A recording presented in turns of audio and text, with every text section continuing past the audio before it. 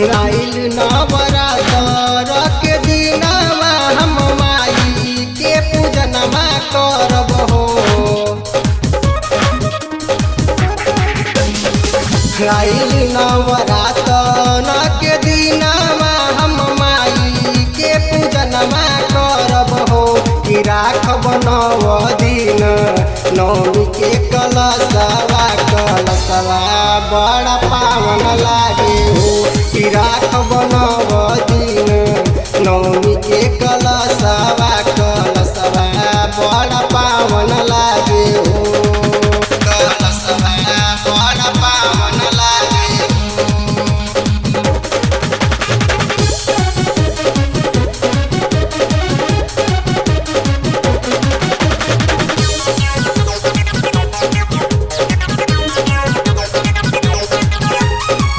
चंपा चमेली गेंदा माई के ना भावेला। फूल अड़हुलवा माई के शोभा बढ़ावेला। चंपा चमेली गेंदा माई के ना भावेला हो। फूल अड़हुलवा माई के शोभा बढ़ावेला हो। निमिया डाली लावेली झूलनमा कि सुहावन लागे हो। कि राखब 9 दिन नौमी के कलशवा बड़ा पावन लागे हो। कि राखब 9 दिन नौमी के कलशवा बड़ा पावन लागे हो। कलशवा बड़ा पावन लागे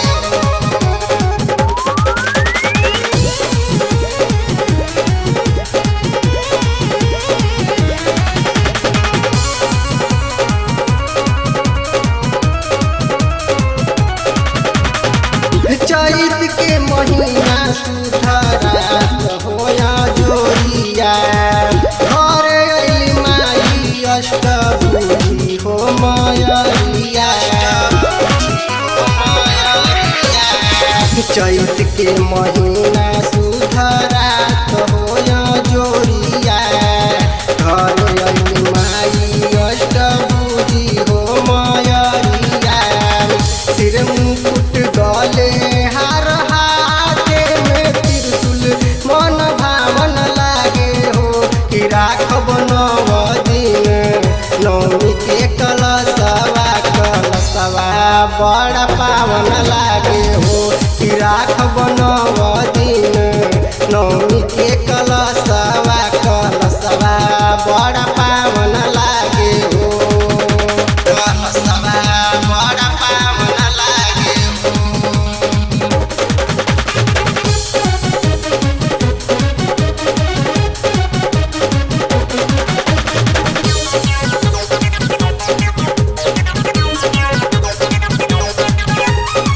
मन ही मन खुश बारे भैरो भैया। इनके हाथ अंत होई महिषासुर कसैया। महिषासुर कसैया मन ही मन खुश बारे भैरो हो भैया। इनके हाथ अंत होई महिषासुर कसैया। मनोज संग सोनू राजनवमी में माई के भजन गावे हो। कि राखब 9 दिन नौमी के कलशवा बड़ा पावन लागे हो। कि राखब 9 दिन नौमी के कलशवा